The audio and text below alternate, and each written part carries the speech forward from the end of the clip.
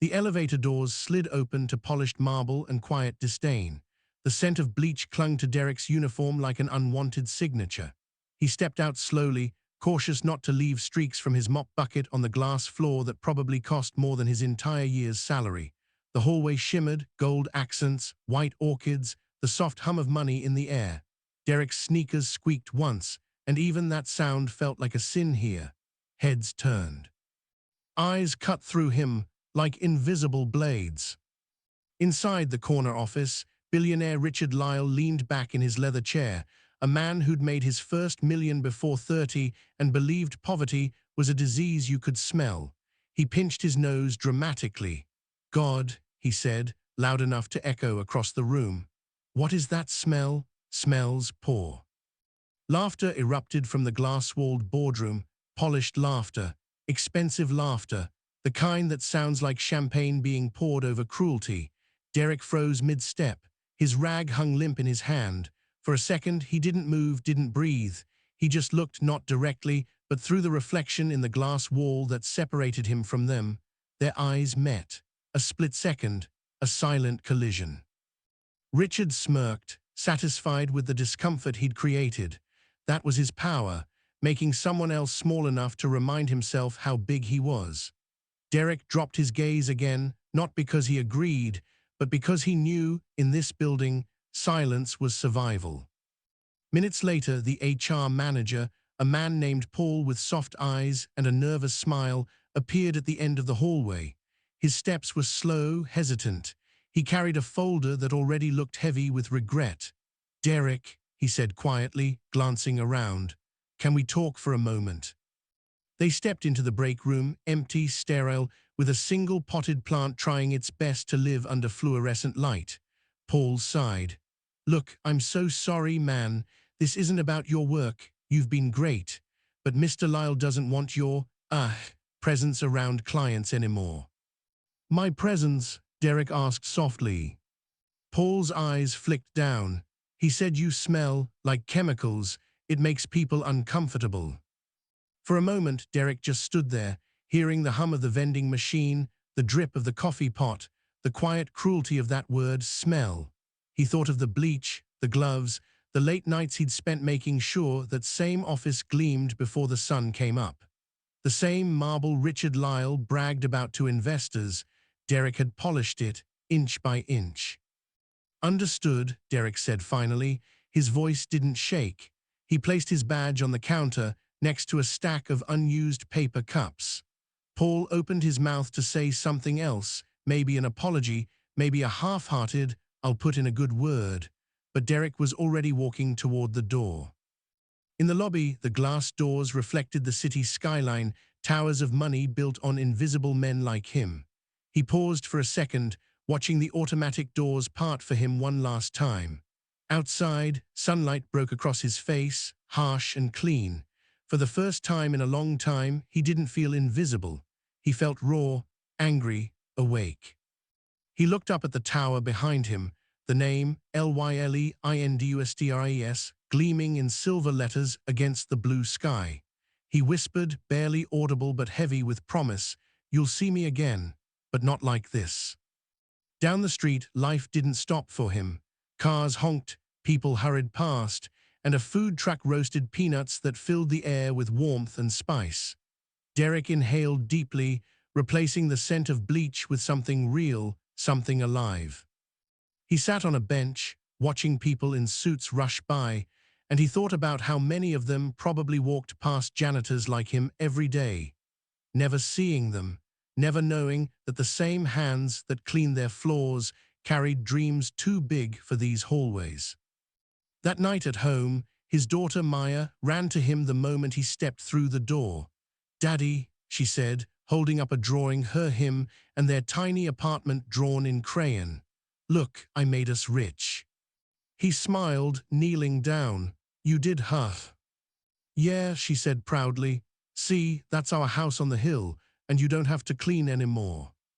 His heart tightened. He brushed a curl from her forehead. "That's beautiful, baby." But later, when she fell asleep, he sat at the kitchen table, the termination letter in front of him, the words blurred in his eyes. Unpleasant odor, it said. That's what they reduced him to, a smell. Not a man, not a father, not someone trying to build a future, just an odor.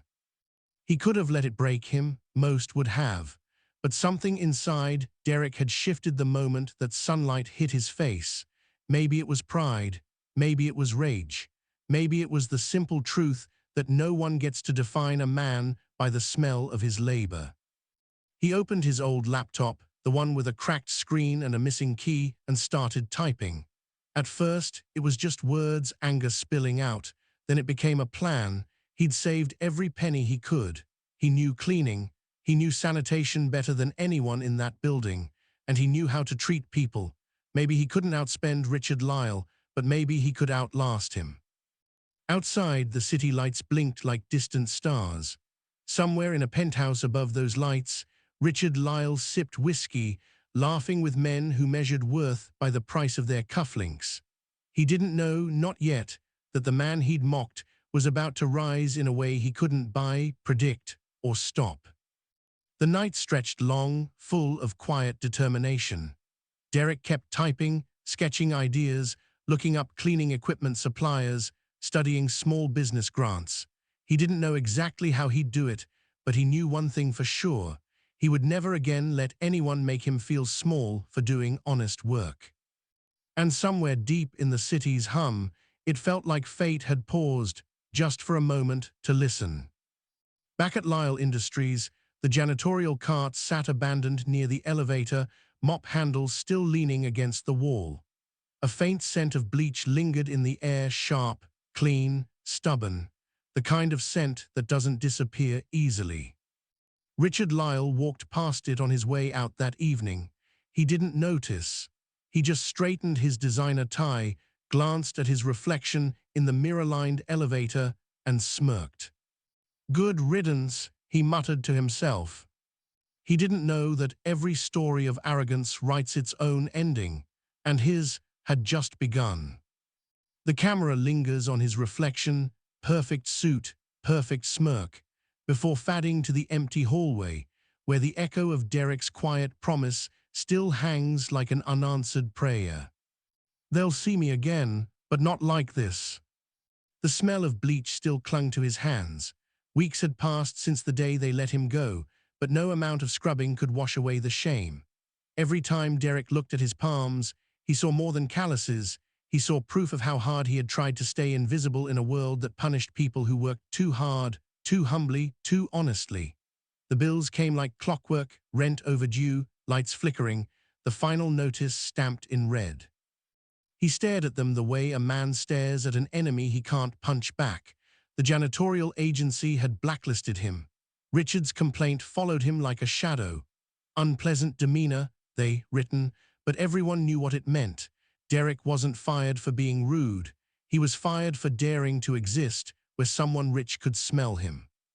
At night, his world shrank to one corner of a dim kitchen, a single bulb overhead, a stack of second-hand books that he'd borrowed from the public library.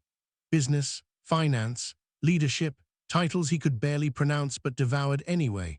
The words became his new tools, sharper than any broom he'd ever held. His late father's voice echoed in his head, steady and strong. "A man's worth isn't measured by his scent, son, but by his spirit." He'd hear it every time the noise of defeat got too loud. Every time Maya would ask why the fridge was empty, and he'd pretend it was because they were waiting for payday. Every time the landlord left a note on the door with that condescending, "We need to talk." He'd repeat those words like a prayer. Worth isn't measured by scent, but by spirit.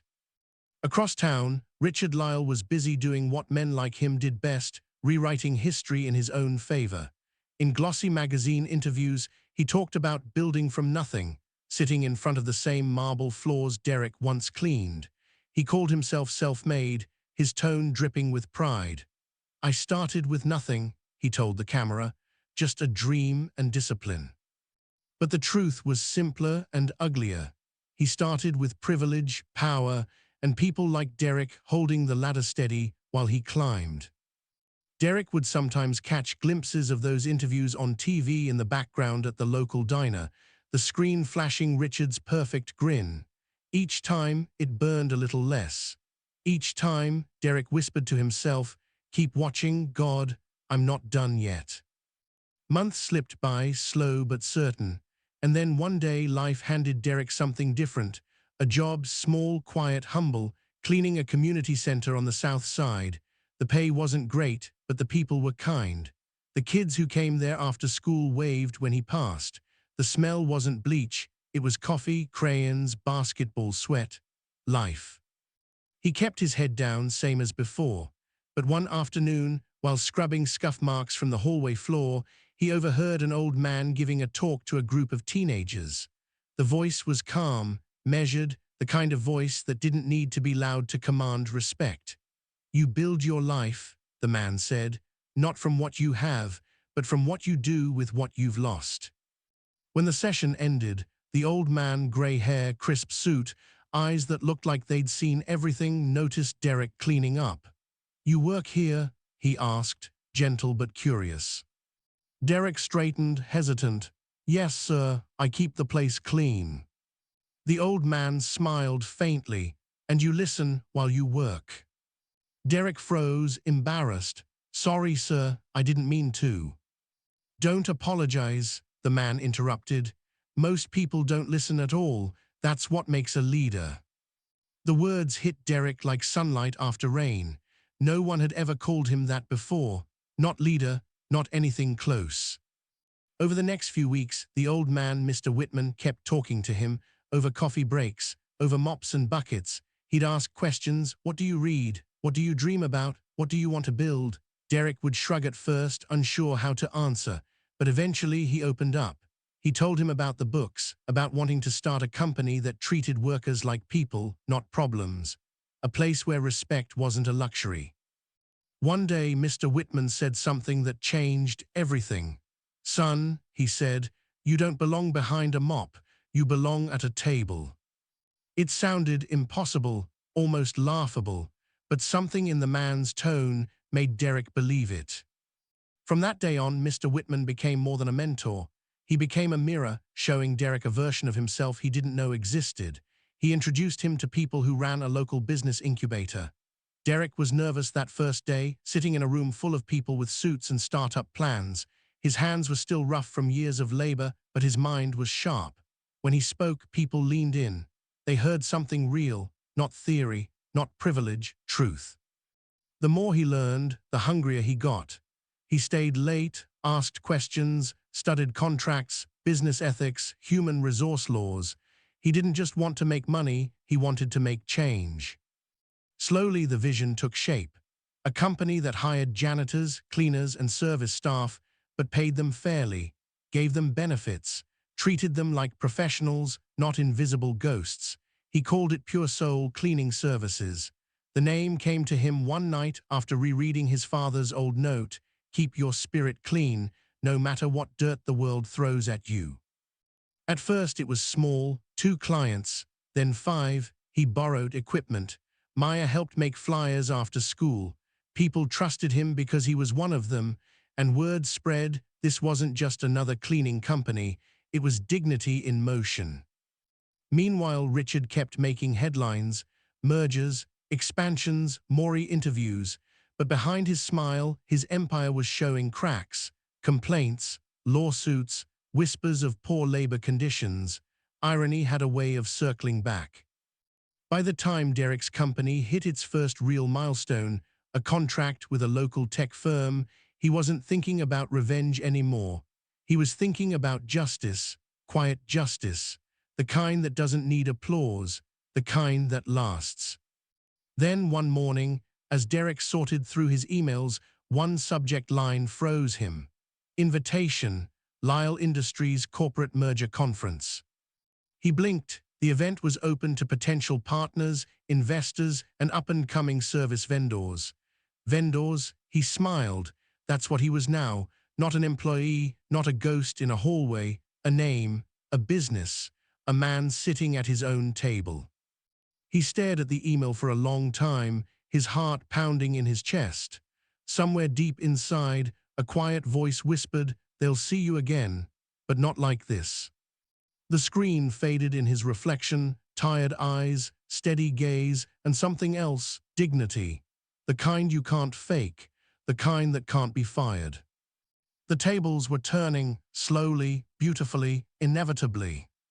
And neither man knew just how poetic justice was about to become. The boardroom gleamed like a temple of power, glass walls, marble floors, and a table long enough to seat every ego in the city. Cameras lined the edges, snapping photos of men in dark suits and polished watches. The air buzzed with chatter about stocks, profits, and mergers, the kind of talk that made ordinary men feel small. And then, like he always did, Richard Lyle entered. His presence demanded attention. His smile was the same one plastered on magazine covers, sharp and smug. He walked with the ease of someone who thought he owned the world and everyone in it. The meeting was set to finalize a billion-dollar merger. Lyle Industries was expanding again, swallowing another company whole. Richard straightened his cufflinks, nodded at the cameras, and took his place at the head of the table. "Let's get this show started," he said, his voice dripping with confidence. But the show had already begun. He just didn't know it yet. The doors opened again, and conversation fell silent. A new delegation entered, led by a man in a tailored navy suit, his stride calm, deliberate. He moved like someone who didn't need to prove a thing. The assistants exchanged quick glances, unsure if they were seeing what they thought they were seeing. And then Richard looked up. His smirk faltered, his jaw locked. Because standing in front of him, the man leading the delegation, was Derrick Miles. For a long, tense second, no one spoke. The air turned thick, almost visible. You could hear the hum of the lights, the distant clicks of cameras pausing mid-frame. Richard blinked, as if his mind was trying to rewrite reality. Derrick's eyes met his, no anger, no vengeance, just quiet composure. "Good morning, gentlemen," Derrick said evenly, his tone smooth, controlled. "I'm Derrick Miles, CEO of Horizon Facilities Group. It's an honor to join this merger discussion." Silence rippled through the room, like a current passing from chair to chair. Richard's hand twitched on the table, his lips parted, but for once he had no words. Finally he stammered, You're the janitor." A low murmur spread across the table. Derrick tilted his head slightly, almost amused. He said softly. "Now I own one of the largest facility management firms in the region. We clean your offices, and as of last quarter, we also own 20% of your company's shares."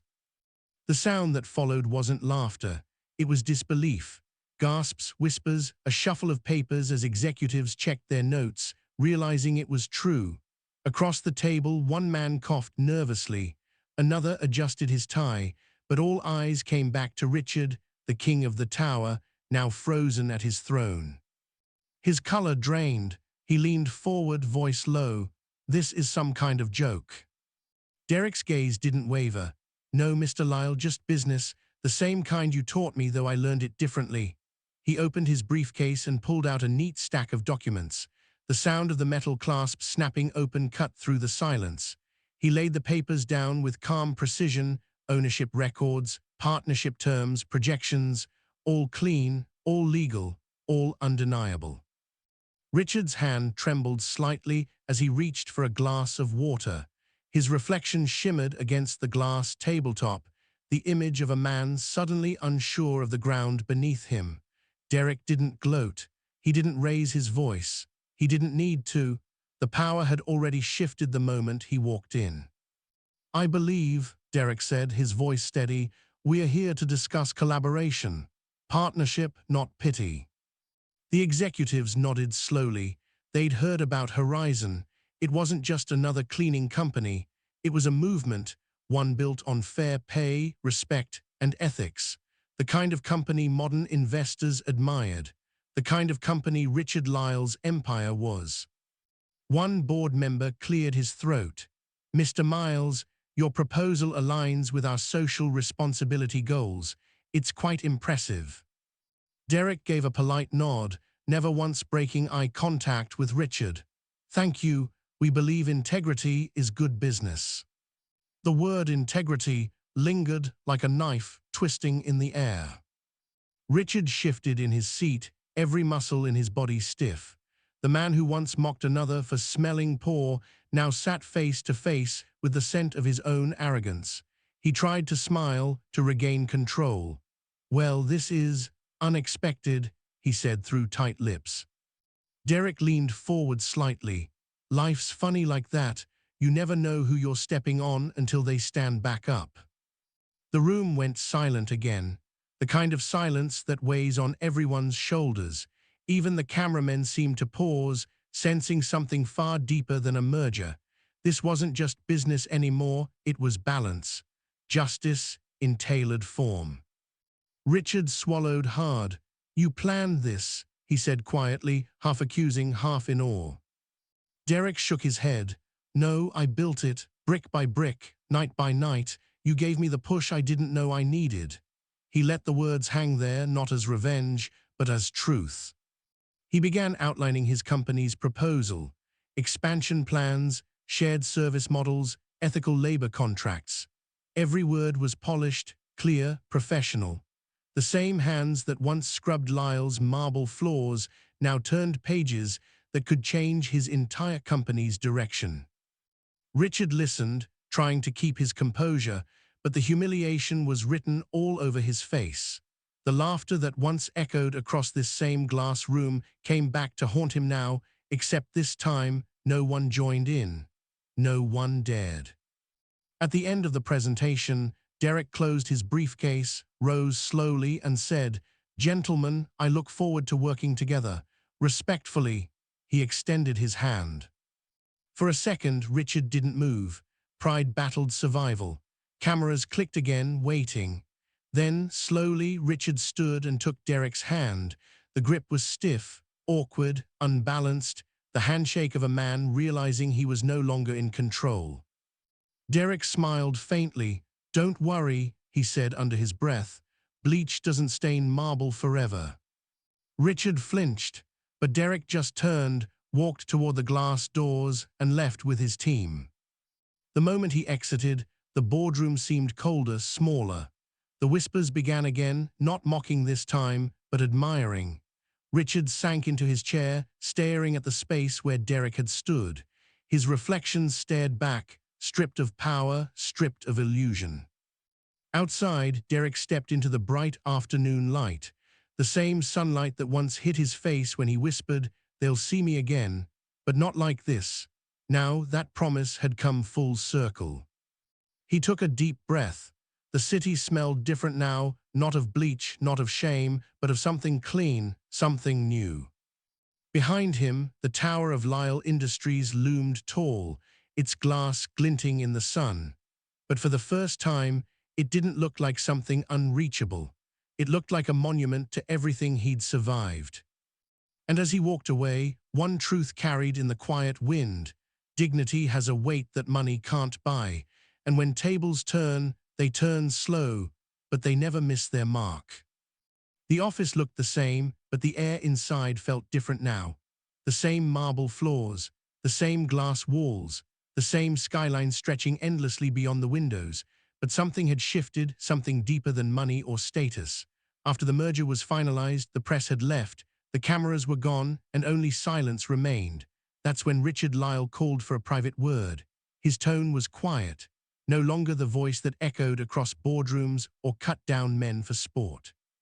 It was smaller now, careful, the sound of someone finally hearing himself for the first time. They met in his office, the one that once looked untouchable to Derrick, a fortress of arrogance and glass.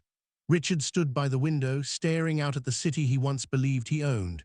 His reflection stared back at him, older somehow, smaller against the skyline. When he finally turned, his eyes didn't carry pride anymore. They carried something heavier: shame. "I was wrong," he said softly, the words stumbling from his lips. "About you, about everything." Derrick didn't respond right away. He simply watched him. There was a long pause, the kind that stretches time. Derrick could still see it in his mind: the boardroom laughter, the smell comment, the humiliation that once burned through his chest like fire. But what he felt now wasn't anger. It was clarity. He took a slow breath and said, "You weren't wrong about me, you just never cared to look." His voice was calm, steady, free. The words hung in the air, gentle but sharp enough to leave a mark. Richard looked down, unable to meet his gaze. His hands fidgeted like a man searching for forgiveness but unsure how to earn it. Derrick stepped closer and extended his hand. For a brief moment, Richard froze. The memory of that same hand pushing a mop flashed somewhere behind his eyes. But then he reached out. Their palms met. The handshake was firm, not between a billionaire and a janitor, but between two men finally seeing each other as human. In that moment, something invisible lifted. Years of unspoken disrespect dissolved into quiet understanding. Richard nodded slightly, his eyes glassy with a mix of regret and relief. "Thank you," he whispered. Derrick didn't say, "You're welcome." He just gave a small nod, then turned toward the door. Some lessons don't need to be spoken, they just need to be lived. Weeks passed and the world moved on. But Derrick didn't forget what that building once represented: power without empathy. So when he walked into the next board meeting, he brought more than numbers. He brought change. The executives sat around the same glossy table where so many had judged him before. Their suits were sharp, their pens ready, but the atmosphere had shifted. People looked at him differently now, not as a partner to impress, but as a leader they respected. Derrick stood, cleared his throat, and said, "Gentlemen, we've merged companies, but now it's time we merge something more important, our values." He paused, letting that sink in. "Starting next quarter, every executive, including myself, will spend one full day shadowing our janitorial staff." A few heads turned, puzzled. One man adjusted his glasses. Another frowned slightly. Derrick continued, "I want every leader here to see what keeps this building shining. To understand what real work feels like, because respect isn't learned from board reports, it's learned from the ground up." Silence filled the room. Then slowly applause began, not polite claps, genuine ones. Even Richard joined in. He didn't look embarrassed or defensive. He looked grateful, like a man who'd been handed a second chance. For the first time, the scent of bleach and sweat wasn't something to wrinkle noses at. It was the smell of integrity, of work that mattered. Over the next months, the policy became more than a rule. It became a revelation. Executives who once walked past janitors without a glance now shook their hands, learned their names, even shared meals with them. They learned that humility has a fragrance too, quiet, grounding, unforgettable. And then came a morning much like the one that had changed Derrick's life years ago. He walked through the same lobby, the one where HR had once handed him a termination letter. But now, the receptionist smiled at him. The security guard nodded respectfully. The janitorial team, the people who'd once worked beside him, straightened proudly when he passed. Sunlight spilled through the tall glass windows, catching the floor's fresh polish. Derrick paused, looking around. The scent of lemon cleaner filled the air, clean, bright, alive. But this time, it didn't smell like work. It smelled like respect. He reached out, touched the marble wall, and for a moment closed his eyes. He remembered his father's voice. "A man's worth isn't measured by his scent, but by his spirit." He smiled. His spirit had carried him here, through humiliation, through loss, through fire, and out the other side cleaner than ever. Across the lobby, Richard appeared. He was different now, a little quieter, a little slower. Their eyes met. Richard gave a small nod, a silent acknowledgement. Derrick returned it. No words, no bitterness, just peace. Sometimes redemption doesn't come with applause. It comes with quiet recognition, the kind that needs no witness. As Derrick stepped outside, the city stretched before him like an open road. The air was crisp, the light golden. The same city that once broke him now bowed gently to his perseverance. The narrator's voice fades in, low and steady, like truth whispered through time. Never judge a man by the scent of his struggle, because dignity, once awakened, carries a fragrance that power can never imitate. The camera lingers on Derrick walking down the street head high, briefcase in hand, sunlight catching his shoulders. People pass him without knowing who he once was, and that's the beauty of it. Because true success doesn't need to announce itself. It just shines quietly, like polish on marble, like sunlight on glass. He passes a street cleaner, a woman in a neon vest wiping sweat from her brow. Derrick pauses, offers her a bottle of water, and says, "Thank you for what you do." She looks surprised, then smiles. "Most folks don't even see us," she says. "Oh, I see you," Derrick replies. "Always have." She nods, grateful. And as he walks away, the camera catches the faint reflection of both of them in a nearby window. Two workers, two souls, two stories that matter equally. Because that's the truth Derrick had fought to prove, that every man and woman, no matter what they clean, build, or carry, deserves to be seen. The world might measure success in dollars, but the soul measures it in how you treat people when no one's watching. The wind carries the faint smell of polish and fresh air, the fragrance of respect. And in that scent, the story ends, not with revenge, but with redemption, not with wealth, but with worth, not with power, but with peace.